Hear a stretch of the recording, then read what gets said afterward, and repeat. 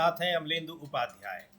इधर संसद में चर्चा तमाम मुद्दों पर सरकार से सवाल पूछे जा रहे हैं, उनके जवाब की मांग की जा रही है। और उधर इस समय हवाई अड्डों पर जबरदस्त अफरा तफरी मची हुई है और उसके लिए सरकार की नीतियों को जिम्मेदार ठहराया जा रहा है। बहुत गंभीर मसला बना हुआ है। देश के तमाम एयरपोर्ट्स पर पिछले 2-3 दिनों से लोग परेशान हैं। और क्यों परेशान है? इसलिए परेशान है कि जो फ्लाइट्स हैं वो कैंसिल हो रही हैं और 24-24 घंटे लोग वहाँ परेशान है, पर उनको कोई बताने वाला नहीं है कि उनकी फ्लाइट कैंसिल हुई तो उनको किस फ्लाइट से जाना है, कैसे जाना है, क्या कुछ करना है। और एयरपोर्ट पर इस तरीके से भीड़ मची हुई है, भगदड़ सी इसकी स्थिति है जैसे सब्जी मंडी हो। वहाँ मैं आप कुछ दृश्य, कुछ विजुअल्स आपको दिखाएंगे। दिल्ली एयरपोर्ट से लेकर अब तक इंडिगो कंपनी जो है जहाज कंपनी, उसने जो हवाई यात्रा प्रोवाइड कराती है, अब तक आज दिन भर में 500 से ज़्यादा फ्लाइट्स, पिछले 24 घंटे के भीतर 500 से ज़्यादा फ्लाइट्स उसकी कैंसिल हुई है। और पिछले 3-4 दिनों के भीतर 1000 से ज़्यादा फ्लाइट्स कैंसिल हो रही है। लोग इधर उधर परेशान हो रहे हैं। दूसरी एयरलाइंस जो हैं उन्होंने कई गुने अपने किराए बढ़ा दिए हैं, लेकिन कहीं कोई सुनवाई इसकी नहीं हो रही है। इसको लेकर इस समय ज़बरदस्त एक ऊहापोह की स्थिति है कि आखिर इन सारी चीज़ों पर कौन देखेगा। और कांग्रेस के नेता, लोकसभा में नेता प्रतिपक्ष राहुल गांधी ने एक ट्वीट किया है और उन्होंने कहा है कि इसका अंदेशा हमने पहले ही जता दिया था। 1 साल पहले का उनका एक आर्टिकल है, उसको उन्होंने शेयर भी किया है, वो भी हम लोग दिखाएंगे। लेकिन कुछ विजुअल्स देखते हैं इस समय एयरपोर्ट्स पर क्या कुछ चल रहा है। दिल्ली एयरपोर्ट पर, उसके अलावा पटना में और बेंगलुरु में, तमाम जगहों पर वहाँ, और पता भी नहीं चल रहा है लोगों को कि वो करे क्या, और ना ही कोई बताने वाला है। एक के बाद एक फ्लाइट्स कैंसिल होती जा रही हैं। क्यों हो रही है इस पर भी हम बात करेंगे, लेकिन ये बड़ा सवाल है कि आखिर इन सारी चीज़ों को देखेगा कौन और ये इन शिकायतों को सुनेगा कौन, ये स्थिति आई क्यों है। तो ये कुछ विजुअल्स हैं, तस्वीरें हैं जो वहाँ पर उसके डिस्प्ले बोर्ड है, लेकिन आम लोग कैसे वहां परेशान हो रहे हैं ये देखना बड़ा दिलचस्प है। और राहुल गांधी के उस आर्टिकल का भी हम जिक्र करेंगे जो 1 साल पहले उन्होंने लिखा था और इस तरह की स्थितियों की आशंका उन्होंने जताई थी कि हर चीज पर, हर बिजनेस पर जब मोनोपोली हो जाएगी, कुछ लोगों को पूरी देश की अर्थव्यवस्था जब सौंपने की कोशिश की जाएगी तो यही सब होगा। अमलेंदु जी।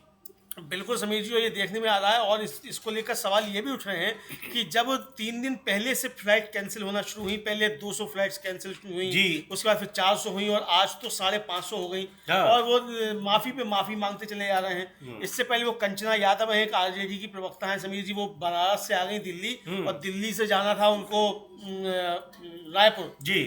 और जब दिल्ली आ गई तो दिल्ली पे कह दिया गया कि आपकी फ्लाइट अब नहीं, शाम को 5 बजे मिलेगी, वरना वापस घर चले जाओ। वो एयर इंडिया का मामला था। तो इस तरीके के मामले किस तरीके से बढ़ना है। एक तब तो प्रधानमंत्री ने कहा था कि हवाई चप्पल पहनने वाला भी हवाई जहाज में बैठेगा, तो ये हवाई चप्पल पहनने वाले हवाई जहाज में बैठ रहे हैं। समीर जी, 70 सालों में पहली बार हो रहा है कि हवाई अड्डों पे नारे लग रहे हैं जिंदाबाद मुर्दाबाद के। जी हाँ, वरना अभी तक रेलवे स्टेशनों पर ही लगा करते थे। बोल मजूरे हल्ला बोल, लाल किले पर हल्ला बोल, अभी हल्ला बोल जो है ये एयरपोर्ट पे हो रहा है। तो मोदी जी ने 11 साल में जो 18 घंटे मेहनत की है काम करके, उसका नतीजा है ये सामने आ रहा है कि 18 घंटे मोदी जी मेहनत की। उस मोदी जी की मेहनत का नतीजा ये है कि अब एयरपोर्ट्स पर नारे लग रहे हैं, खूब तालियां बज रही हैं, हाय हाय जिंदाबाद मुर्दाबाद के नारे लग रहे हैं। तो ये असल में मोनोपोली जिसकी राहुल गांधी जिक्र किया करते हैं बार बार, ये वही है मोनोपोली। किस तरीके से प्राइवेट कंपनियों की मोनोपोली हो गई और जवाबदेही कोई नहीं। यानी भारत सरकार की जो अपनी एक एयरलाइंस हुआ करती थी वो भी आपने बेच दी, अब उनकी भी मोनोपोली। मोनोपोली है। अब एयर इंडिगो की फ्लाइट्स कैंसिल हो रही हैं। दूसरी कंपनियां जो बची हैं उन्होंने अपनी किराए जो है वो 4 गुना 5 गुना महंगे कर दिए जी। अब एक व्यक्ति हैं जो पटना एयरपोर्ट पर थे, अब वो कह रहे हैं कि 1 महीना पहले जो थी इंडिगो से फ्लाइट बुक करा ली थी, सुबह मैसेज भी आ गया मेरे पास कि हैप्पी जर्नी, और जब यहाँ मैं आ रहा हूँ तो बताया जा रहा है कि अब कोई फ्लाइट नहीं है आपकी। पैसा कैसे रिटर्न होगा और क्या दिक्कतें हैं, इसका जिम्मेदार कौन होगा। तो ये बड़ा एक तरीके से कहा जाए ये अव्यवस्था जो है वो फैल रही है और पता ही नहीं चल रहा है कि इस समय एविएशन मिनिस्टर है कौन जी। बिल्कुल। और इसको लेकर जो राहुल गांधी ने ट्वीट किया है, उस ट्वीट को देखते हैं। उन्होंने कहा, और अपने उस आर्टिकल को भी उन्होंने उसमें टैग किया हुआ है, a new deal for Indian business, इसको उन्होंने टैग किया है। लिखा है कि इंडियो का ये फियास्को इस सरकार की मोनोपोली मॉडल की कीमत है। एक बार फिर आम भारतीयों को इसकी कीमत चुकानी पड़ रही है, देरी, कैंसलेशन और लाचारी के रूप में। भारत हर सेक्टर में सही कंपटीशन का हकदार है, न कि मैच फिक्सिंग वाली मोनोपोली का। यानी कुछ कंपनियों को, मोनोपोली का मतलब यह है कि हर बिजनेस, हर व्यापार, हर सेक्टर कुछ उद्योगपतियों के लिए अगर खोल दिया जाएगा, केवल और केवल उन्हीं को उसमें इजाजत दी जाएगी जाने की, या उनके लिए रास्ता बनाने की कोशिश की जाएगी, जैसा कि पिछले 10 साल से हो रहा है, तो फिर यही स्थितियां आएंगी। वो कंपनियां चाहे जितना मन होगा कीमत वसूलेंगी लोगों से अपनी सर्विस के अगेंस्ट, और जितना मन होगा परेशान करेंगी, कोई कुछ बोलने वाला नहीं होगा। क्योंकि यहाँ उपभोक्ताओं को तभी फायदा होता है जब उसमें कई कंपटीटर्स होते हैं। अगर एक ही कंपनी मान लीजिए कार बनाने लगे, तो वो कार चाहे वो 5 लाख की बेचेगी, चाहे 1 करोड़ की बेचेगी, लोगों को खरीदना पड़ेगा जो खरीदने वाले हैं। लेकिन अगर उसमें कई कंपनियां होंगी, तो एक तो सुविधाएं भी बेहतर होंगी, और दूसरे ये है कि कीमतों में भी इस तरह से उछाल नहीं आने पाएगा, या मनमानी, सीधे कहा जाए कि कंपनी अपनी मनमानी नहीं कर पाएगी। लेकिन इस तरह की स्थितियां लगातार बनाई जा रही हैं कि कुछ एक औद्योगिक घरानों के लिए ही सारे दरवाजे खोले जा रहे हैं। ये बात 1 साल पहले राहुल गांधी ने ये एक आर्टिकल लिखा था, उसमें ये बात कही थी। और वो चीज़ें किस तरह से कई जगह, ये एक ही मौका नहीं है, लगातार कई बार वो चीज़ें साबित हो रही हैं। मोबाइल फोन्स को ले लीजिए, और भी जो उपभोक्ताओं के इस्तेमाल करने वाली चीज़ें हैं, सबका हाल यही। सबका हाल समीर जी यही है। और आपको याद हुआ कि राहुल गांधी अभी गए थे कोलंबिया जी, और वहां गए थे, तो वहां उन्होंने वो बजाज का एक शोरूम देखा था, और बजाज की सवारी उन्होंने की हाँ, थी। हाँ। और उसके बाद फिर उन्होंने ट्वीट किया था कि भारत का जो ऑटो हमारा सेक्टर है, बजाज। हमारा बजाज जो इनोवेशन जो है, जी। ये उसका परिणाम है कि यहाँ जो है भारत का चीज़ दिख रही है। तो कीमत इसलिए कहा था कि हम इनोवेशन जो है उस पर अगर नहीं खर्च करेंगे, हाँ। और स्वस्थ प्रतिस्पर्धा अगर नहीं होगी, जी। तो फिर चीज़ें ठीक नहीं होंगी। तो ये स्वस्थ प्रतिस्पर्धा और इनोवेशन का परिणाम है कि बजाज जो है वो कोलंबिया में भी दिखाई पड़ रहा है। जी। तो ये उन्होंने कहा था। और एक उनका बाइट जो थी बहुत थोड़ी दिन पुरानी है, उसको भी हम सुनवाना चाहेंगे। हाँ। और उसमें राहुल गांधी ने साफ तौर पर कहा था कि मैं बिजनेस के खिलाफ नहीं हूँ जी। मैं बिजनेसमैन के खिलाफ भी नहीं हूँ, मैं नौकरियों के पक्ष में हूँ, मैं इनोवेशन के पक्ष में हूँ, कंपटीशन के पक्ष में हूँ, लेकिन मोनोपोली के खिलाफ हूँ। जी। ये भी हम लोग सुन सकते हैं। राहुल गांधी का थोड़ा पुराना है। जी बिल्कुल। ये उनके उस बाइट को सुनते हैं, जो बात उन्होंने कही थी कि ऐसा नहीं है कि इसको बिजनेस के खिलाफ है, या फिर उद्योगपतियों के खिलाफ है, या प्राइवेट सेक्टर के खिलाफ है, लेकिन मोनोपोली नहीं होनी चाहिए। मोनोपोली का मतलब यह है कि कुछ लोगों का, केवल 1-2 लोगों का, 2-4 लोगों का ही एकाधिकार नहीं होना चाहिए किसी भी सेक्टर में। सुन लेते हैं राहुल गांधी का वो बयान जो उन्होंने कहा था। बार बार अमलेंदु जी, अगर देखा जाए, वो तस्वीरें हैं, ये कई एयरपोर्ट्स पर इस तरह की स्थितियां दिखाई दे रही हैं पिछले 3-4 दिनों से। मंगलवार से ही ये हाल है, और लगातार ये स्थिति बनी हुई है। तो राहुल गांधी को सुनते हैं, लेकिन राहुल गांधी कई बार वो अपने जो पहले की बातें उनकी रहती है, अमलेंदु जी, किस तरीके से वो लगातार सही साबित हो रही है। एक बार फिर वही बात साबित हो रही है, सुन लेते हैं। व्यापार होना चाहिए, और उसमें प्राइवेट सेक्टर की भी मौजूदगी होनी चाहिए, भरपूर होनी चाहिए, लेकिन किसी एक व्यक्ति के पास, एक घराने के पास, एक उद्योगपति के पास, या कुछ लोगों के पास इन सारी चीज़ों का एक संकेंद्रण नहीं होना चाहिए। और अगर ऐसा होगा तो फिर उनकी मनमानी चलेगी। यानी मोनोपोली, तो फिर उसका दूसरा नाम मनमानी है ही है। अगर मोनोपोली एकाधिकार होगा तो मनमानी वो करेगी ही कंपनी। हाँ बिल्कुल, मनमानी करेगी, और मनमानी कर भी रही है समीर जी। और ये देखने में आ रहा है कि मनमानी का ही ये नतीजा है कि आप 550 फ्लाइट एकदम से आप कैंसिल कर रहे हैं। ये एकदम परिस्थिति पैदा नहीं हुई होगी कि आप क्रू की कमी आ गई। क्रू की कमी क्यों आ गई? जब आप पर हवाई जहाज है, आपकी उड़ानें पहले से तय हैं, तो क्रू की कमी क्यों आ गई? या तो कर्मचारियों के साथ आपको कोई झगड़ा है, इस तरह की भी कोई खबर नहीं आई, कर्मचारी हड़ताल पर चले गए हैं, क्या है? तो इसका मतलब कोई बड़ा जो है मामला है। क्या डूब रही है कंपनी? असल जी बिल्कुल, ये भी इसकी भी बात करेंगे कि यहाँ पर जिस तरीके से एडवाइजरी जारी की गई थी, और कहा गया था कि जो एक इसमें जो क्रू मेंबर्स होते हैं, पायलट्स हैं और दूसरे क्रू मेंबर्स हैं, उन सब के लिए आप अंधाधुंध आप उनसे काम नहीं करवा सकते हैं, उनको पर्याप्त आराम भी चाहिए, और उसके लिए गाइडलाइंस जारी हुई थी। लेकिन उसके लिए पूरा समय भी दिया गया था, पर क्यों नहीं कर पाए, ये भी बड़ा सवाल है कि आखिर आप वो सारी चीज़ें क्यों नहीं लागू कर पाए। पायलट्स का अक्सर हड़ताल होती रहती है पायलट्स की, उनसे बहुत ज़्यादा काम लिया जाता है, जो इंटरनेशनल स्टैंडर्ड है उससे बिल्कुल अलग जाकर। इस पर भी हम बात करेंगे, लेकिन किस तरह की दिक्कतें आ रही हैं हवाई अड्डों पर पैसेंजर्स को भीतर, अगर वो घुस जा रहे हैं वहाँ पर, उसके बाद उनकी फ़्लाइट्स कैंसिल हो रही हैं, और कैंसिल होने के बाद कोई उनके पास रास्ता नहीं कि वो अब क्या करें। अगर दूसरी फ्लाइट में अगर वो टिकट करा रहे हैं, कई गुने दाम बढ़ा दिए गए हैं। इन सारी स्थितियों के बीच यात्री अपने को कितना ठगा हुआ महसूस कर रहे हैं। सुनते हैं एक पैसेंजर की बात को, और वहां देखेंगे भी कि एयरपोर्ट पे कैसे लोग मदद की एक भीख मांग रहे हैं, अपील कर रहे हैं, लेकिन कोई सुनने वाला नहीं है। लेकिन इन दिक्कतों का हल कहीं से नहीं निकल रहा है। किस तरह की अफरा तफरी आप देख सकते हैं, अंदर की तस्वीरें भी आपको दिखाते हैं। पूरे एयरपोर्ट में कई जगहों पर, देश के कई हवाई अड्डों पर यही स्थिति दिखाई पड़ रही है। और जो व्यस्त हवाई अड्डे हैं, दिल्ली है, बेंगलुरु है और मुंबई है, इस तरह के तमाम व्यस्त हवाई अड्डों पर लोग, और चूंकि सबसे ज़्यादा इंडिगो एयरलाइंस के ही विमान है, इसलिए उनमें सबसे ज़्यादा दिक्कतें आ रही है। डीजीसीए ने एडवाइजरी जारी की थी, गाइडलाइन कि वहाँ पर FDTL यानी फ्लाइट ड्यूटी टाइम लिमिटेशन, कि लोगों जो क्रू मेंबर्स हैं उनको एक पर्याप्त समय दिया जाए, उनको कितना उनसे काम लिया जाएगा, 7 दिन की ड्यूटी के बाद उनको 2 दिन का 48 घंटे का कम से कम आराम दिया जाएगा। रात की जो शिफ्ट होगी वो उसको लिमिट कर दिया था। तो ये बहुत सारी चीज़ें कि इन सारी चीज़ों का, इन नियमों का पालन करना पड़ेगा, क्योंकि अगर नींद पूरी नहीं हुई, थके होंगे पायलट्स और क्रू मेंबर्स, तो फिर कोई बड़ी दुर्घटना हो सकती है। ऐसी स्थिति में सबको कहा गया था, और उसको 2 चरणों में लागू करने की बात की गई थी, 1 जुलाई से और 1 नवंबर से। यानी अब डीजीसीए का भी कहना है कि इतना समय दिया गया, पर अभी तक इन लोगों ने उसमें अपना उन चीज़ों को फॉलो करने की कोशिश क्यों नहीं की। तो ये बड़ी बात है, और चूंकि सबसे बड़ी बात यही है कि क्रू मेंबर्स और पायलट्स की कमी है, जिसकी वजह से उड़ानों में देरी हो रही है। आप हजारों फ्लाइट्स उड़ा रहे हैं, तो आप बिना पायलट के थोड़ी उड़ाएंगे, और पायलट से आप 24 घंटे तो हवाई जहाज उड़वाएंगे नहीं।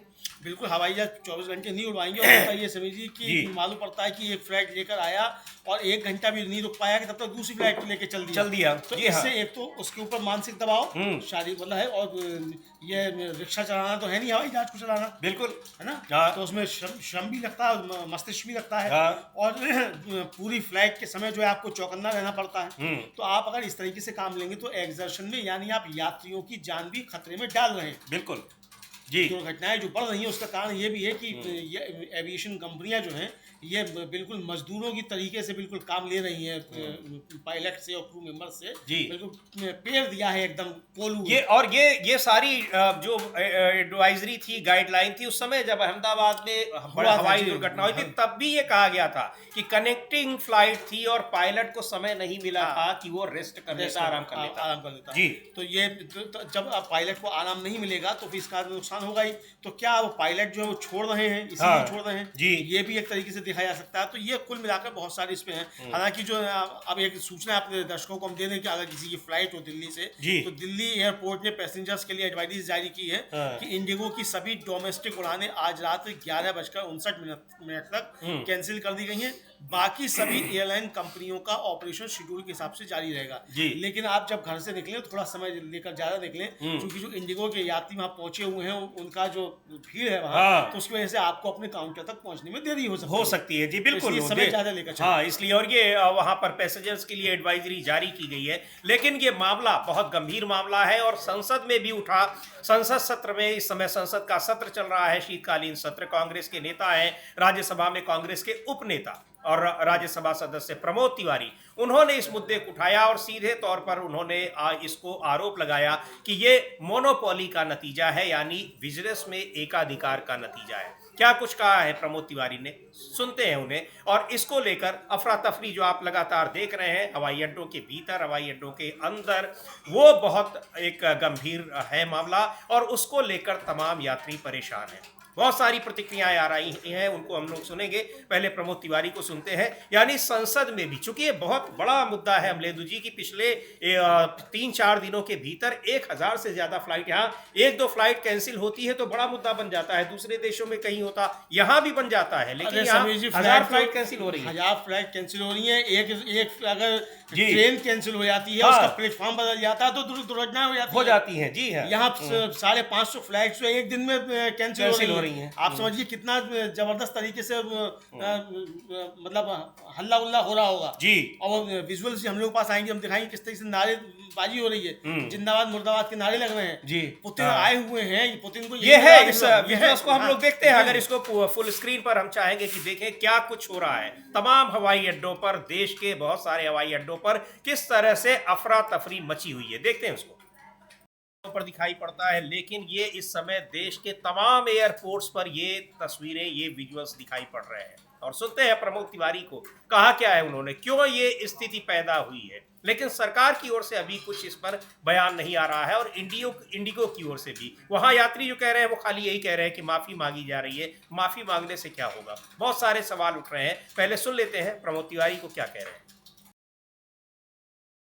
सर, एक जनरल बहुत परेशानी है जिस पे आप भी सहमत होंगे मेरी बात से। सर, एक एयरलाइंस इंडिगो की 500 से ज़्यादा फ्लाइट्स कल कैंसिल हुई, परसों कैंसिल हुई, नरसों कैंसिल हुई। मैं औचित्य का प्रश्न उठा रहा हूँ। औचित्य का प्रश्न जुड़ा हुआ सबसे है। आज फ्राइडे है, बहुत से मेंबर्स जाना चाहेंगे, तो ये जुड़ा हुआ इस सदन से है, सदन के औचित्य से जुड़ा हुआ प्रश्न है। ये कोई ऐसा सवाल नहीं है। सीधी सी बात मेरी एक है कि फ्राइडे को बहुत से शेड्यूल लोगों ने ले रखे हैं। हमारे मेंबर्स जाएंगे, मंडे को लौटेंगे, संडे को लौटेंगे। इस समय एक फ्लाइट को पूरी तरीके से मोनोपोली कर देने की वजह से ये समस्या उठी है। मैं सिर्फ आपसे एक आग्रह करूंगा कि आप मिनिस्टर कंसर्न जो है, जिन्होंने जो रूल बनाए जिसकी वजह से ये कठिनाई हो रही है, अवगत करा दें सदन को कि समस्या का समाधान कब तक हो जाएगा। क्या सरकार कोई प्रयास कर रही? मैं कोई ऐसा प्रश्न उठा रहा हूं जिसमें कोई असुविधा हो किसी को, और ये सीधे सदन के सदस्यों से जुड़ा हुआ है जिनको आज जाना है। जो एक पॉलिसी है सरकार की, मोनोपोली की, ये उसकी कीमत लोग चुका रहे हैं। ये प्रमोद तिवारी भी कह रहे हैं। वही बात राहुल गांधी ने कही कि किस तरह से पहले ही आगाह किया गया है मोनोपोली को लेकर, लेकिन सरकार उसी पर चल रही है। और क्यों नहीं कर रही है? कह रहे हैं कि सदन को अवगत कराया जाए कि क्या कुछ हो रहा है, कब तक ये स्थिति सुधरेगी। लेकिन सदन में अभी तक वहाँ जो एविएशन मिनिस्टर हैं उन्होंने आकर कोई अभी तक जवाब दिया नहीं। हाँ, एविएशन मिनिस्टर ने कोई जवाब नहीं दिया। एविएशन मिनिस्टर जो है वो अब जवाब आकर क्या देंगे जी? भैया, एविएशन मिनिस्टर जवाब आकर तब देते जब सरकार की एयरलाइंस होती। प्राइवेट कंपनियां हैं, प्राइवेट बस मालिक से समीर जी अगर हड़ताल पर चले जाएं तो सरकार क्या कहेगी? तो इनको हड़ताल तोड़वा के लाया जाएगा, यही तो कहेगी। लेकिन अब जबरदस्ती नहीं, प्राइवेट बस मालिक ने ड्राइवर भर्ती नहीं किया तो सरकार थोड़ी भर्ती करा देगी। बिल्कुल। तो अब सरकार ने तो पैसा तो भाई उन्हीं को देना है, तो सरकार तो आगे हाथ झाड़ लेगी जी। तो हाथ झाड़ ही लिए, जब एयर इंडिया को बेच दिया तो हाथ झाड़ लिए, तो यानी ये तैयारियां हो गई थी पहले ही। इसका मतलब समझ लीजिए कि इस तरीके की घटनाएं हों और इस तरीके की अफरा तफरी देश भर में मचे, तो ये सरकार ने तैयारी पहले से कर ली थी कि अफरा तफरी मचानी है। तभी एयर इंडिया को बेच दिया गया जी। वरना आज अगर एयर इंडिया होती तो इंडिगो की फ्लाइट हो भी जाती तो एयर इंडिया से आप उसको कंपनसेट करते। बिल्कुल। लेकिन आपके पास अब नहीं है, कोई फ्लाइट ही नहीं है।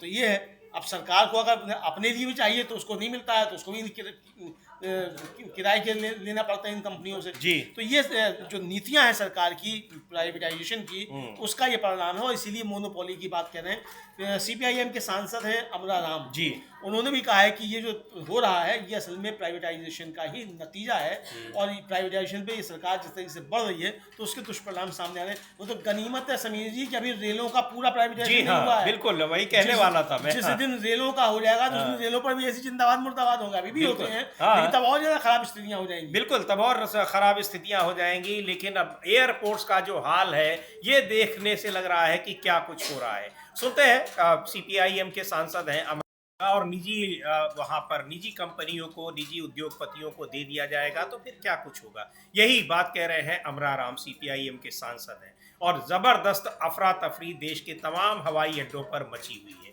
लेकिन इस पर क्या उनको जो यात्री वहां पर फंसे हुए हैं उनको कोई बताने वाला भी नहीं है कि उनके पास रास्ता क्या है। बहुत सारे सवाल उठ रहे हैं। और जो शिवसेना की नेता है, सांसद हैं, राज्यसभा सदस्य हैं प्रियंका चतुर्वेदी, उन्होंने भी इसको लेकर सरकार की नीतियों को गलत ठहराया है और कहा है कि आखिर ये जवाबदेही किसके ऊपर है, ये सवाल पूछा है उन्होंने। सुनते हैं प्रियंका चतुर्वेदी को क्या कह रही हैं।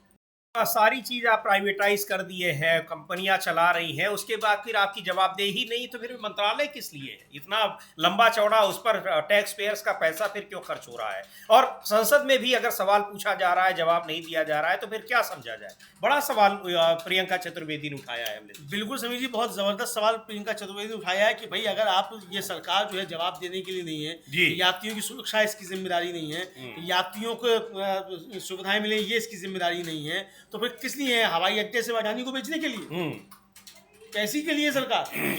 तो इसमें आप समझिए, ये देखा जाए कि अडानी के कौन कौन सी पहुंच पे जो कैंसिल हो गई हैं, वो भी देखा जाए, वरना अडानी जी इंतजाम करें। भाई पार्किंग का जब आप ले रहे हैं, वहाँ जबरदस्त तरीके से खाल खींच रहे हैं पार्किंग के नाम पे आम उपभोक्ता की, तो भाई अब फ्लाइट नहीं मिल रही तो इसकी जिम्मेदारी भी तो लो फिर। बिल्कुल, हवाई अड्डा तो आपका है, तो आप इसकी जिम्मेदारी कौन लेगा? तो ये बहुत वाजिब सवाल जो है प्रियंका चतुर्वेदी ने पूछा, लेकिन सरकार जवाब क्या देगी?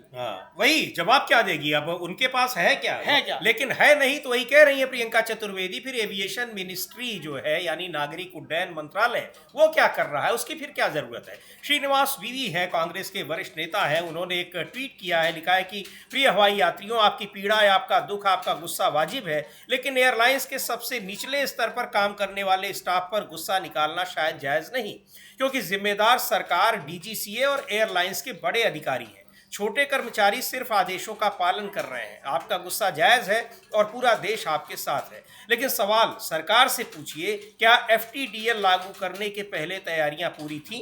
सरकार इस विपदा से निपटने के लिए क्या कदम उठा रही है? सवाल पूछिए, लेकिन सरकार से। बहुत सही बात कही, चूंकि वहाँ लोग तो जो गुस्से में है, तो जो एयरलाइंस कंपनियों के काउंटर हैं, वहाँ जो कर्मचारी हैं, उन पर अपना निकाल रहे, वो भी क्या करें, उनकी भी मजबूरी है। लेकिन सवाल है कि उनकी गलती क्या है इसमें? या तो एयरलाइंस कंपनियां, उनकी गलती है, सरकार की गलती है, डीजीसीए की है, और इनके अधिकारी, इनके लोग तो उनको मिलेंगे नहीं। हाँ, इनके अधिकारी कोई नहीं मिलेगा, तो गुस्सा जो छोटे कर्मचारी पर उतरेगा जी। जैसे एसआईआर में बीएलओ पे उतर रहा है, ज्ञानेश कुमार पे तो उतरता नहीं, क्योंकि ज्ञानेश कुमार तो मिलेंगे नहीं, तो गुस्सा उतरता है बीएलओ पे, तो देखिए गुस्सा उतर रहा है यहाँ छोटे कर्मचारियों पे। तो ये भी ध्यान रखना चाहिए कि उन छोटे कर्मचारियों पर नारेबाजी वहाँ खूब कीजिए, मोदी जी के खिलाफ कीजिए, एविएशन मिनिस्टर के खिलाफ कीजिए, इंडिगो के खिलाफ कीजिए, लेकिन उस छोटे कर्मचारी पे अपना गुस्सा मत निकालिए जो वहाँ बैठा हुआ है। तो ये श्रीनाथ बीबी जो है एक तरीके से अपील कर रहे हैं कि भाई सवाल पूछिए, सरकार से पूछिए, मोदी जी से पूछिए, ये उनका कहना है श्रीनाथ जी। बिल्कुल, लेकिन सवाल तो पूछा जा रहा है, यात्री नहीं पूछ रहे हैं, लेकिन यात्रियों के प्रतिनिधि यानी जनप्रतिनिधि तो सवाल पूछे ही रहे हैं। संसद में प्रमोद तिवारी ने पूछा है और प्रियंका चतुर्वेदी सवाल पूछ रही हैं, तमाम नेता सवाल पूछ रहे हैं, लेकिन संसद में भी जवाब देने वाला कौन है? एविएशन मिनिस्टर वहां आकर जवाब नहीं दे रहे हैं, फिर तो इस मंत्रालय की कोई उपयोगिता वैसे भी नहीं है। लेकिन संसद में भी लगातार प्रदर्शन जारी है तमाम मुद्दों पर, वहां भी। हालांकि एसआईआर पर सुनवाई के लिए सरकार चर्चा के लिए तैयार हो गई है, लेकिन और भी कई ऐसे मुद्दे हैं जिन पर विपक्ष सरकार से जवाब की मांग कर रहा है, सवाल पूछ रहा है, लेकिन नहीं जवाब मिल रहा है। आज भी वहां तृणमूल कांग्रेस के नेताओं ने, सांसदों ने प्रदर्शन किया है संसद भवन के बाहर, वो विजुअल भी हम लोग देखेंगे। और उनकी मांग है कि किस तरह से जो राज्य का फंड है मनरेगा के लिए और दूसरी चीजों के लिए, केंद्र सरकार वो फंड जारी ही नहीं कर रही है, यानी जो विपक्ष शासित राज्य है उनके साथ किस तरीके से भेदभाव हो रहा है। हाँ बिल्कुल, विपक्ष शासित राज्यों के साथ भेदभाव हो रहा है, मनरेगा का फंड जारी नहीं किया जा रहा है, और जो सेस होता है जी वो जारी नहीं किया जा रहा है, जीएसटी का हिस्सा जो है वो जारी नहीं किया जा रहा है। इसको लेकर आज तृणमूल कांग्रेस के सांसदों ने संसद में प्रदर्शन किया। ये हम लोग दिखा रहे हैं, ये प्रदर्शन है कि मनरेगा का जो फंड जो जारी किया जाए, ये है। और इसको लेकर काफी तनातनी पहले से भी रही है। ममता बनर्जी खुद यहाँ आकर दिल्ली में प्रधानमंत्री से मिली थी, समीर जी आपको याद हो जी, और मांग की थी उन्होंने मनरेगा का फंड जो वो जारी किया जाए, लेकिन ये फंड जारी नहीं किया गया। तो इसको लेकर आज यहाँ दिल्ली में सांसदों ने प्रदर्शन किया है। एसआईआर पर भी बवाल समीर जी जारी ही है। और ज्ञानेश कुमार जी तो विदेश घूम रहे हैं, लेकिन यहाँ एसआईआर पर बवाल जारी है। कल सुप्रीम कोर्ट में सुनवाई हुई, अब फिर 9 दिसंबर को सुनवाई है, लेकिन अखिलेश यादव जो हैं समाजवादी पार्टी के मुखिया जो हैं, उन्होंने एसआईआर को लेकर कई सवाल उठाए हैं। जी बिल्कुल, एसआईआर को लेकर अखिलेश यादव ने सवाल उठाए हैं, सुनेंगे उनको। कई मुद्दे ऐसे हैं, एसआईआर का भी मुद्दा है और भी बहुत सारे मुद्दे हैं। किस तरीके से रुपए का डीवैल्यूएशन होता जा रहा है, डॉलर की तुलना में कितना नीचे जा रहा है, उसको लेकर भी बहुत सारे सवाल हैं। पहले एसआईआर पर जो अखिलेश यादव ने जो कुछ कहा है एक उनको सुनते हैं, लेकिन उससे पहले यहाँ जो उस पर उन्होंने ट्वीट किया है अमलेदु जी अखिलेश यादव ने, और लिखा है कि एसआईआर पर सीधी मांग, उत्तर प्रदेश में कितने प्रतिशत एसआईआर हुआ है, क्योंकि 4 तारीख को तो खत्म हो गया, इसका आंकड़ा आज प्रकाशित किया जाए। बीएलओ पर जानलेवा दबाव हटाकर अतिरिक्त अधिकृत लोगों की समयावधि के अनुरूप इस काम पर लगाया जाए। सुनिश्चित किया जाए कि सत्ताधारियों के दल और उनके संगी साथी पिछले दरवाजे से इस काम में अब नहीं है और न आगे कभी होंगे। इस बात की पक्की जांच पड़ताल हो कि हर विधानसभा में पीडीए समाज के कितने लोगों को वोटर लिस्ट से हटाने की साजिश की जा रही है। हर हाल में इसे होने से रोका जाए। ये आशंकाएं जताई नहीं जा रही हैं, बाकायदा उन पर निगरानी भी रखी जा रही है और कहा जा रहा है कि अब ये हलफनामा देकर ये बताया जाए। अमलेंदु जी कुछ उसी भाषा में अखिलेश यादव ने भी बिल्कुल बिल्कुल हलफनामे का जिक्र तो नहीं किया है, लेकिन अंदाज वही है। हाँ, अंदाज वही है और सीधी सीधा ये है कि या तो ज्ञानेश कुमार हलफनामा दें और हलफनामा देकर बताएं कि कितना ऐसा हुआ, और वरना जो है राष्ट्र से माफी मांगे। यही समझा जा सकता है समीर जी कि राष्ट्र से माफी मांगना चाहिए उनको। ममता बनर्जी जो है वो भी मुर्शिदाबाद में थी और मुर्शिदाबाद में उन्होंने जो है ज्ञानेश कुमार और चुनाव आयोग पर एसआईआर को लेकर खूब हमला बोला है कि बीजेपी और इनकी दुरभिसंधि जो है वो किस तरीके से काम आ रही है। उन्होंने कहा है कि हम हर उस बांटने वाली ताकत से लड़ते रहेंगे जो बंगाल की एकता को तोड़ने की कोशिश करती है। और उन्होंने कहा कि भाई बीजेपी और चुनाव आयोग के एसआईआर के खिलाफ जो आवाज़ उठाई है, जो लोगों के लोकतांत्रिक अधिकारों पर एक सोची समझी हमला है, इसके अलावा आवाज़ उठाते रहेंगे। और उन्होंने कहा कि खुद को लोगों और उन्हें चुप कराने वालों के बीच एक ढाल की तरह हम खड़े रहेंगे। माँ की मानुष सरकार जो है वो मुर्शिदाबाद के बारे में, तरक्की के बारे में एक एक करके उन्होंने बताया। वो हम लोग सुन भी सकते हैं, हालांकि बांग्ला में है वो, लेकिन हम लोग सुन सकते हैं। क्या सुनते हैं क्या कहा है वहां पर पश्चिम बंगाल की मुख्यमंत्री ममता बनर्जी ने। और एसआईआर को लेकर इस समय सबसे ज्यादा अगर मामला गंभीर है तो वो पश्चिम बंगाल में ही है, क्योंकि अगले साल वहां पर चुनाव होने वाले हैं। सुनते हैं ममता बनर्जी को क्या कहा हुआ।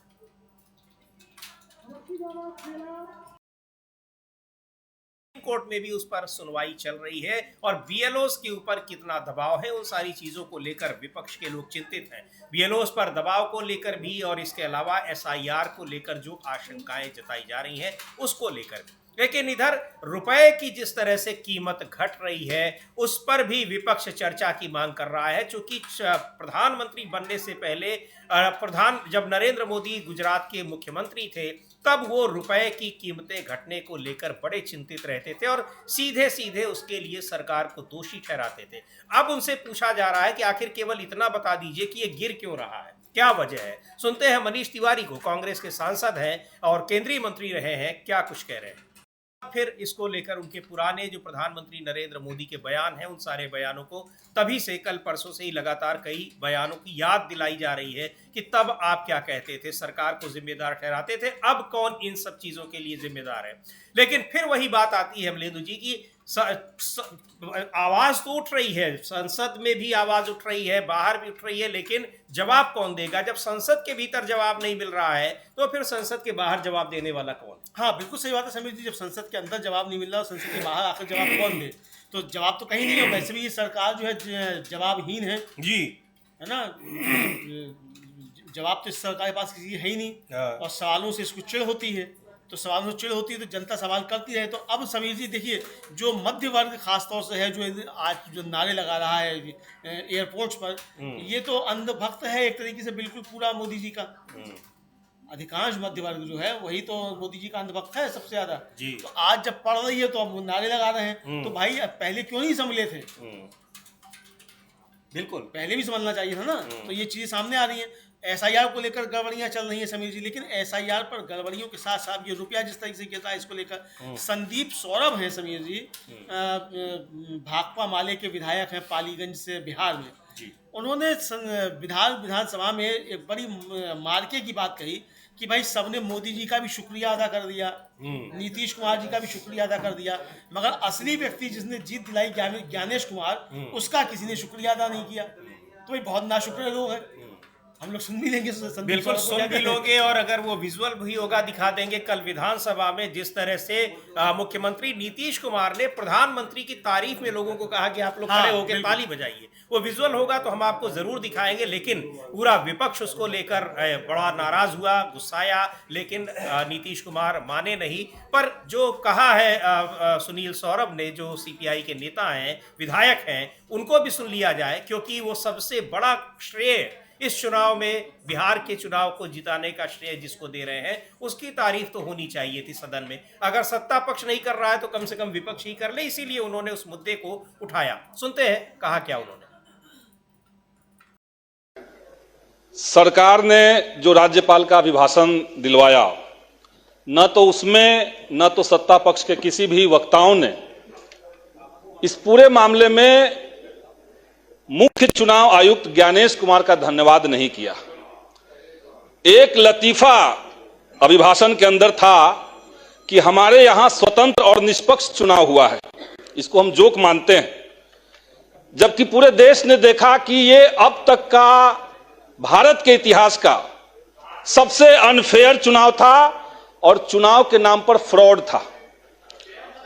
आदर्श आचार संहिता के लागू होने के बाद, आदर्श आचार संहिता में इस बात का उल्लेख है कि इसके लागू होने के बाद सत्ता में बैठे हुए लोग किसी तरह का पैसा नहीं दे सकते हैं, कोई सामान का वितरण नहीं कर सकते हैं, लेकिन यह हुआ चुनाव से ठीक पहले तक होता रहा। तो ये एक एक विधानसभा में 65,000 महिलाओं को पैसा देना और उसके बाद उन जीविका महिलाओं को बूथ पर जबरदस्ती अपॉइंट करना, उनको ड्यूटी देना, ये चुनाव के नाम पर मजाक बिहार में महोदय चला है। हम सरकार से कहेंगे, और पूरे देश देख रहा है, पूरे चुनाव में महोदय लेवल प्लेइंग समाप्त हुआ। बात उन्होंने कही, चूंकि वहां प्रधानमंत्री नरेंद्र मोदी को पूरा श्रेय दिया जा रहा था, तो उन्होंने यही बात कही कि उसमें श्रेय उन्हीं का नहीं है, सबसे बड़ा जिसका श्रेय है उसका जिक्र होना चाहिए। हाँ, यही उनका साफ तौर पे कि भाई जिसने जीत दिलाई ज्ञानेश कुमार का, उसका ना राज्यपाल के अभिभाषण में कोई जिक्र है, ना यहाँ किसी ने कोई शुक्रिया अदा किया, जबकि शुक्रिया इनको दिया जाना चाहिए। और कहा उन्होंने कि ये चुनाव निष्पक्ष नहीं, सबसे बड़ा फ्रॉड है। ये खुलकर विधानसभा में कहा गया कि ये चुनाव जो हुआ ये सबसे बड़ा फ्रॉड है। तो अब वो फ्रॉड है, तो फ्रॉड चुनाव के दम पे नीतीश कुमार मुख्यमंत्री हैं और सरकार बन गई है वहाँ बीजेपी की। जी, बीजेपी की सरकार कही है। हाँ, वो तो है ही, उसमें बात अलग है कि एनडीए और मुख्यमंत्री नीतीश कुमार है, लेकिन वो तो सरकार तो बीजेपी की ही है। खड़ाऊ मुख्यमंत्री है नीतीश कुमार जी, खड़ाऊ मुख्यमंत्री, खड़ाऊ लेकर बैठे हुए हैं बीजेपी की, तो खड़ाऊ मुख्यमंत्री है नीतीश कुमार। सरकार तो बीजेपी की ही है, बीजेपी ही सरकार चला रही है। क्योंकि अब वहाँ बयान जो है वो जारी कर रहे हैं सम्राट चौधरी सब, कि कानून व्यवस्था कैसी होगी, कैसे नहीं होगा, बुलडोजर भेज रहे हैं, बुलडोजर भेजेंगे, और कौन कहाँ छोड़कर चला जाएगा बिहार छोड़कर, ये भी बता रहे हैं वो। तो इसका मतलब सरकार वही चला रहे हैं, नीतीश कुमार तो खड़ाऊ मुख्यमंत्री हैं। तो ठीक है जो भी है, लेकिन समीर जी ये एसआईआर को लेकर बवाल अब बढ़ता चला जा रहा है, और इस पर 9 दिसंबर को जब सुनवाई है सुप्रीम कोर्ट में, देखते हैं कि सुप्रीम कोर्ट में भी क्या होता है। बिल्कुल, और इधर 14 दिसंबर को एक बड़ी विरोध प्रदर्शन कांग्रेस पार्टी आयोजित कर रही है, उसको लेकर भी तैयारियां चल रही हैं, और संसद में भी अब चर्चा होगी, उस पर भी एक गर्मा गर्म बहस होगी, बहुत सारे मुद्दे निकल कर आएंगे। और ये भी देखना होगा कि सरकार वहां चुनाव आयोग को किस तरह से बचाव करती है, क्योंकि अब तक लगातार चुनाव आयोग को बचाती रही है सरकार, या बीजेपी के सांसद उसका बचाव करते रहे हैं। अब संसद में किस तरीके से बचाव करेंगे ये भी देखना बड़ा महत्वपूर्ण होगा। लेकिन अमलेंदु जी, इस बीच इस जो एक विदेश नीति को लेकर बड़े सवाल उठ रहे हैं कि भारत में, जो कल राहुल गांधी ने पार्लियामेंट के बाहर पत्रकारों से बातचीत में कहा कि उनको पुतिन से नहीं मिलने दिया जा रहा है, जो बाहर से विदेशों के जो डेलीगेशन आता है उनसे नहीं मिलने दिया जाता है, और जब वो बाहर जाते हैं तो वहां भी मना किया जाता है कि डेलीगेशन से उनकी मुलाकातें न करवाई जाए, जबकि ये विदेश मंत्रालय का काम होता है, यहाँ की परंपरा रही है। उसको लेकर जबरदस्त प्रतिक्रियाएं आ रही हैं विपक्ष की ओर से, विपक्ष के तमाम नेताओं की ओर से। सुनेंगे, राजीव शुक्ला है कांग्रेस के नेता, बहुत केंद्रीय मंत्री रहे हैं, वरिष्ठ नेता हैं, वो कुछ क्या कह रहे हैं कि, और पत्रकार भी रहे हैं कि कैसे ये परंपरा रही है लेकिन परंपरा तोड़ी जा रही है। तो क्या जानबूझकर क्योंकि पुतिन के यहाँ भी कोई विपक्षी नेता नहीं है, उनको तो विपक्ष जानते ही नहीं होंगे। तो क्या प्रधानमंत्री नरेंद्र मोदी उनको भी बताना चाहते हैं कि हम लोग भी बिना विपक्ष के ही? हाँ बिल्कुल, हो सकता है बताना चाहते हो या सीखना चाहते हो, पुतिन साहब बताओ जाए यहाँ कैसे विपक्ष निपटाया जाए। तो विपक्ष नेता से नहीं मिलने दिया जा रहा है। और मोदी जी अगर जाके जब रूस गए थे वहां विपक्ष के नेता से मिलाए होते तो वहां जो दुर्घटना हुई विपक्ष के नेता के साथ वो ना हुई होती शायद, ये भी हो जी। तो हो सकता है आदान प्रदान हो रहा हो कि कैसे जो है भारत को रूस बनाया जाए, क्योंकि बनाया जाना है तो इसकी तरफ तैयारियां बढ़ रही हो शायद, ये हो सकता है। बहरहाल जो हो या ना हो, लेकिन इसको लेकर सवाल निश्चित तौर पर उठ रहे हैं कि विदेश नीति देश की साझा होती है, वो किसी सरकार या प्रधानमंत्री की नीति नहीं होती है। तो विदेश नीति जब साझा है तो फिर कोई विदेशी प्रतिनिधिमंडल यहाँ आ रहा है तो मिलने क्यों नहीं दिया जा रहा है। दूसरी तरफ आप इंतजाम करा दे रहे हैं कि आपका गोदी मीडिया वहां जाकर पुतिन का इंटरव्यू कर ले, और यहाँ आप जो नेता विपक्ष जो है आप उसको मिलने नहीं देंगे, प्रतिनिधि मतलब विदेश से प्रतिनिधिमंडल आएगा, विपक्ष से राजनेता आएंगे, उससे आप मिलने नहीं देंगे। जी बिल्कुल, सुनते हैं क्या कहा है राजीव शुक्ला ने, कांग्रेस के नेता, और क्यों ये किस तरह से परंपरा रही है और कैसे उन परंपराओं को एकदम खत्म करने की कोशिश की जा रही है। से उन परंपराओं को बिल्कुल ताक पर रख दिया गया है जो एक रही है परंपराएं। विपक्ष का जो नेता होता है वो कितना महत्वपूर्ण होता है, यानी आप खुद भी विपक्ष को इग्नोर कर रहे हैं और दुनिया को भी ये संदेश देने की कोशिश कर रहे हैं कि विपक्ष का हमारे देश में कोई मतलब नहीं है। और यहाँ संवैधानिक संस्थाओं को भी उस तरह का निर्देश दिया जा रहा है जो विपक्ष को कुछ नहीं समझती है। संवैधानिक संस्थाओं में हम जिक्र कर रहे हैं चुनाव आयोग की, जो लगातार विपक्ष को नजरअंदाज करता रहता है, विपक्ष के नेताओं की सवालों का, नेताओं की जो समस्याएं होती हैं, नेताओं की बातें होती हैं, उनको किस तरीके से इग्नोर करता है। पूरा का पूरा विपक्ष इस मुद्दे पर राहुल गांधी के साथ है, समर्थन कर रहा है। सुनते हैं समाजवादी पार्टी के सांसद हैं राजीव राय, उनका क्या कहना है इस मुद्दे पर कि विपक्ष के नेताओं को विदेशी प्रतिनिधिमंडल से क्यों नहीं मिलने दिया जा रहा है। उस पर पूरा विपक्ष साथ दिखाई पड़ रहा है और इसको लेकर अमलेदु जी ये भी एक गंभीर मुद्दा है और संसद में भी इस मुद्दे पर सरकार घिरी हुई नजर आ रही है, क्योंकि कल ही राहुल गांधी ने ये बात कही है और एक बड़ा खुलासा उन्होंने किया है। यही नहीं कि केवल इसी समय बल्कि कई बार ऐसे मौके आए हैं, उनका कहना है बाहर जब जाते हैं वहां भी विदेशी जो वहां पर होते हैं, सरकार के प्रतिनिधि होते हैं, वहां भी उनकी बैठकें वहां नहीं फिक्स कराई जाती है, यानी कुल मिलाकर उनसे दूर करने की कोशिश की जाती है। हाँ बिल्कुल, जब राहुल गांधी विदेश जाते हैं तो भाई वहाँ जो दूतावास है उसको वहाँ इंतजाम करने चाहिए प्रोटोकॉल के तहत। हाँ प्रोटोकॉल है ये, तो इंतजाम करना चाहिए, लेकिन नहीं किया जाता है। तो ये साफ तौर पे आता है, और चूंकि घबराहट, तो राहुल गांधी ने कहा भी कि मुझसे घबराती है सरकार, मतलब मोदी जी घबराते हैं, सीधी सीधी बात है। सरकार तो क्या है, सरकार तो कुछ है ही नहीं, सरकार तो मोदी जी ही है, संपूर्ण सरकार मोदी जी है, तो मोदी जी घबराते हैं तो सरकार घबराती है, तो मोदी जी घबराते हैं। असल में एक इंफीरियरिटी कॉम्प्लेक्स है मोदी जी का, वो बाबा बिल्कुल बिल्कुल। हाँ, तो ये इंफीरियरिटी कॉम्प्लेक्स में मोदी भाई आप प्रधानमंत्री बन गए, क्यों स्वीकार नहीं करते कि आप 11 साल से देश के प्रधानमंत्री हैं? कब तक आप इस इंफीरियरिटी कॉम्प्लेक्स में रहेंगे कि आप जो है वो बड़नगर के चाय वाले हैं? जी, इस इंफीरियरिटी कॉम्प्लेक्स से बाहर निकलना चाहिए। भाई आप दुनिया के सबसे बड़े लोकतंत्र के 11 साल से प्रधानमंत्री हैं, अच्छे हैं या बुरे हैं, किसी भी तरीके से चुने गए, वो अलग बात है जी, वो अलग बहस का विषय हो सकता है, लेकिन आप संवैधानिक तौर पर भारत के प्रधानमंत्री हैं, 148 करोड़ लोगों का प्रतिनिधित्व करते हैं, तो उस इंफीरियरिटी कॉम्प्लेक्स से, तुच्छ राजनीति से बाहर निकलना चाहिए आपको। लेकिन वो खुद को समझते ही नहीं है, 18 घंटे बीजेपी के लिए काम करते रहेंगे अभी भी। अरे भाई देश के लिए भी काम कर लेना थोड़ा बहुत, तो लेकिन देश के लिए काम करने का समय नहीं है, काम बीजेपी के लिए करना है, तो ये संकट है प्रधानमंत्री का। जी बिल्कुल, लेकिन इस तरह से वहाँ लोकतांत्रिक जो व्यवस्था है, मर्यादा है, संसदीय परंपरा है, उसको अगर इस तरह से उन चीज़ों को इग्नोर किया जा रहा है या उनको खत्म करने की कोशिश की जा रही है जैसा विपक्ष कह रहा है, तो ये बहुत ही गंभीर मसला है। और इसको लेकर जो डिम्पल यादव हैं, सांसद हैं, समाजवादी पार्टी की नेता हैं, उन्होंने भी इस पर तीखी प्रतिक्रिया जताई है और सरकार की आलोचना की। सुनते हैं डिम्पल यादव को क्या कहा उन्होंने। ये तब से कई परंपराओं को बदलती जा रही है, बहुत सारी जो लोकतांत्रिक परंपराएं हैं, संवैधानिक व्यवस्थाएं हैं, उनको बदलती जा रही है। और उसी में एक ये भी है कि विपक्ष के नेताओं को मुलाकात न करने दी जाए, यानी उनको ये लगता है कि क्या विपक्ष के नेता कौन सी बात कर लेंगे। बहुत गंभीर ये मसला है कि आखिर आपको किसी पर भरोसा ही नहीं है यहाँ कि विपक्ष के नेता को अगर हम बात करने देंगे तो कौन सी बात कर लेंगे, विपक्ष के नेता बात करेंगे तो विपक्षीय बात ही करेंगे। दोनों देशों के बीच जो संबंध है, जो कुछ वहाँ पर चल रहा है, और रूस के साथ कोई आज का संबंध तो है नहीं, रूस के साथ तो बहुत ही पुराना संबंध है भारत का, और कहा भी राजीव शुक्ला ने कि किस तरीके से वो गांधी परिवार ने ही उन संबंधों को यहाँ तक पहुँचाया है। मजबूत संबंध है। जब गुट निरपेक्षता का दौर था तब भी रूस के साथ भारत के बेहतर संबंध थे और एक झुकाव जो था यानी एक मित्रता वाले संबंध थे, केवल दूरी बनाने वाले संबंध नहीं थे। बहुत सारी चीजें हैं, लेकिन प्रधानमंत्री नरेंद्र मोदी को लगता है कि हम विपक्ष को इग्नोर करके ये संदेश दें कि यहाँ विपक्ष नहीं है। यही समझा जा सकता है, इसके अलावा और क्या समझा जाए? हाँ बिल्कुल समीर जी, विपक्ष नहीं है यही, और 56 इंच की छाती जो है जी, ये जो है सारा मतलब ये साबित करने के लिए जो है ये है।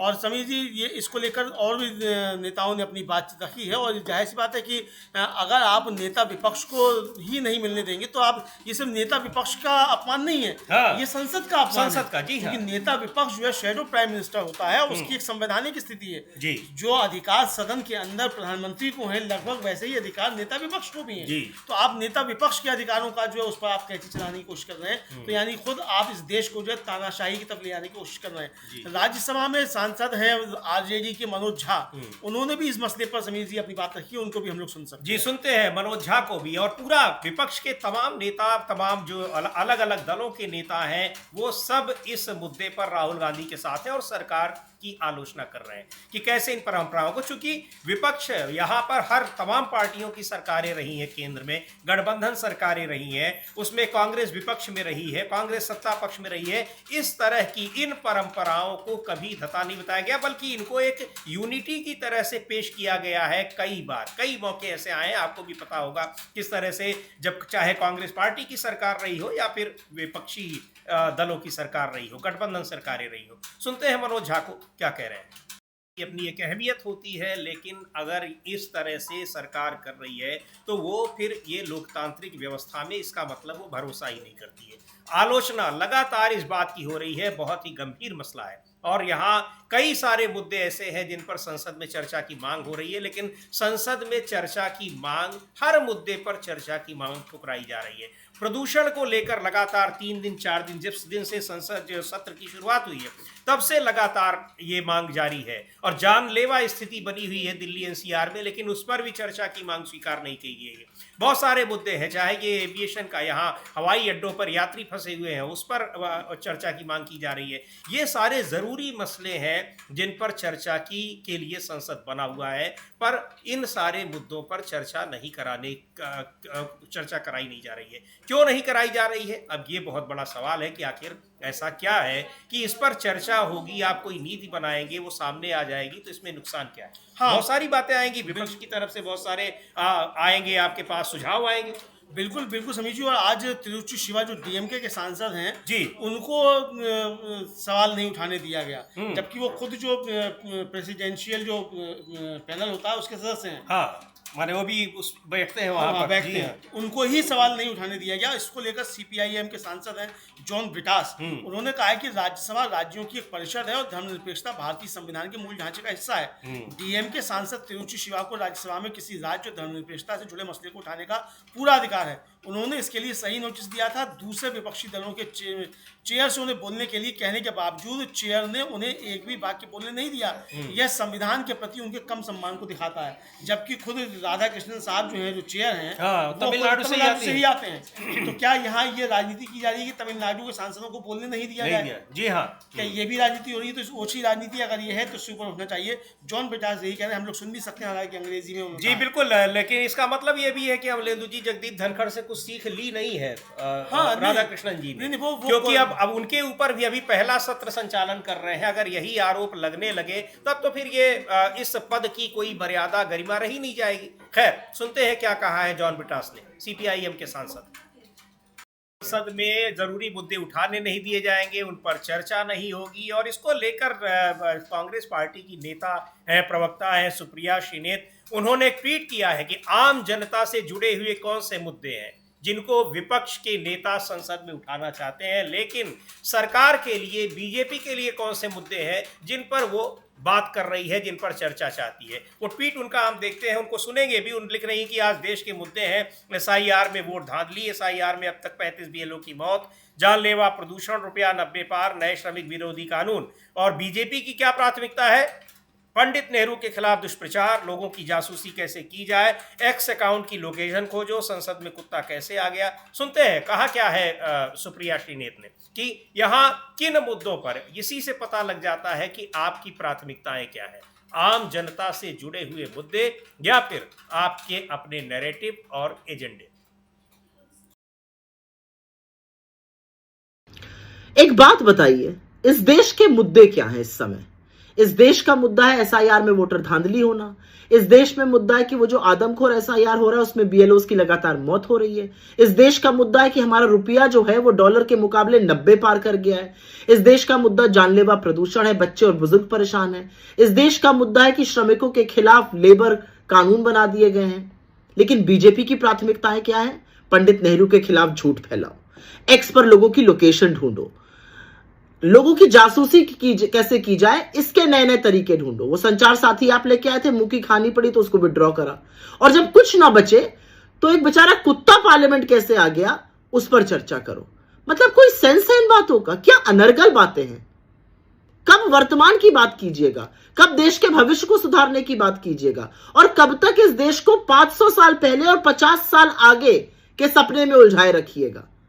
हद है। मतलब प्राथमिकता है कि सरकार किन पर बात करना चाहती है, लेकिन जनता से जुड़े मुद्दे अगर विपक्ष उठा रहा है तो उस पर सरकार सुनने को तैयार नहीं है। और तिरुचि शिवा का जो मुद्दा अमलेदु जी जॉन ब्रिटास ने जिस पर चर्चा की कि उनको बोलने ही नहीं दिया गया, और वहां पर जो इस सभापति की कुर्सी पर बैठे राधाकृष्णन जी हैं उन्हीं के राज्य से आते हैं, तो फिर आखिर ऐसा क्यों हुआ? ये बहुत गंभीर मसला है। अभी पहली बार अपना जो ये जब से वो उपराष्ट्रपति बने हैं यानी राज्यसभा के सभापति, ये उनका पहला मौका है जब वो सदन का संचालन कर रहे हैं, और पहले ही अपने इस संचालन में अगर इस तरह के जो पक्षपात वाली बातें होती हैं, जो आरोप होते हैं, जैसे जगदीप धनखड़ पर लगातार लगते रहे या फिर स्पीकर ओम बिरला पर लगते रहते हैं, तो क्या इस पर वो यह संकेत दे रहे हैं कि अपना उनकी कार्यशैली क्या होगी यहाँ बैठकर? बिल्कुल समीर जी यही संकेत दे रहे हैं, बताना चाहते हैं कि मतलब जो सही उत्तराधिकारी हैं कि जगदीप धनखड़ के जी, तो क्या ये साबित करने का दबाव है कोई? ऐसा भी हो सकता है, क्योंकि प्रधानमंत्री ने जिस तरीके से कसीदे काढ़े थे उनकी शान में, तो उससे तो यही लग रहा है कि एक दबाव है कि भाई साबित करो कि जगदीप धनखड़ से ज्यादा काम के आदमी हो। तो हो सकता है दबाव हो। बहरहाल जो भी हो, अगर इस तरह की चीजें हो रही हैं तो ये निश्चित तौर पे इन पे विचार होना चाहिए, चर्चा होनी चाहिए। विपक्ष की अपनी आपत्तियां हैं, हो सकता है सभापति महोदय को लगता हो कि देश के सामने और बड़ी समस्याएं हैं, ये कुछ समस्याएं ही नहीं। जी हाँ, तो लगता हो कि ज्यादा समस्याएं बनी हैं, कुत्ता कैसे आ गया संसद में, ये बड़ी समस्या है, तो उस पर चर्चा की जाए, बाकी चर्चाएं तो होती रहेंगी। हाँ, या वो भी विपक्ष को कुछ नहीं समझ रहे हो, जिस तरह से सरकार का ही एजेंडा हो गया है और संवैधानिक संस्थाएं विपक्ष को कुछ नहीं समझ रही हो, तो वो भी कुछ नहीं समझ रहे। हाँ, तो वो भी मतलब है तो आखिर सिस्टम का हिस्सा ही ना जी, तो सिस्टम जो सोच रहा है तो वही सोच रहे होंगे, तो ये भी हो सकता है। बहरहाल जो भी है, लेकिन ये चीजें ठीक नहीं है और इस पर अब सवाल उठना शुरू हो गए। जी बिल्कुल, और तमाम मुद्दे हैं जिन पर सरकार घिरी है और संसद का सत्र चल रहा है, उस पर चर्चा की मांग हो रही है, लेकिन सरकार बहुत सारे मुद्दों से भागने की कोशिश कर रही है और उसमें अपने कौन से मुद्दे ला रही है वो बड़े हास्यास्पद से हैं, जिनका जिक्र अभी सुप्रिया श्रीनेत कर रही थी। और इधर इंडिगो के जो पैसेंजर्स हैं और हवाई अड्डों पर जो अफरा तफरी मची हुई है, उस पर भी वहां पर संसद में कहा जा रहा है कि सरकार, एविएशन मिनिस्टर इस पर कोई बयान दे, कोई बात कहे, क्यों ये हो रहा है और कब तक ये जारी रहेगा, लेकिन अभी तक कोई बयान नहीं आया है। और वहाँ अफरा तफरी अभी भी जारी है तमाम हवाई अड्डों पर, क्योंकि जो नियम बदले हैं डीजीसीए ने, उन नियमों के अकॉर्डिंग व्यवस्था नहीं कर पाई है इंडिगो कंपनी। हालांकि क्यों नहीं कर पाई उसको समय दिया गया है, पर एक अफरा तफरी पिछले 3-4 दिनों से मची हुई है। हजारों की संख्या में लोग एयरपोर्ट्स पर मौजूद हैं, परेशान हो रहे हैं, फ्लाइट्स उनकी कैंसिल हो रही हैं और इसका कोई विकल्प वो एयरलाइन नहीं दे रही है। क्या कुछ होता है, रहेगी इन सब पर नजर हमारी। फिलहाल इस कार्यक्रम को भी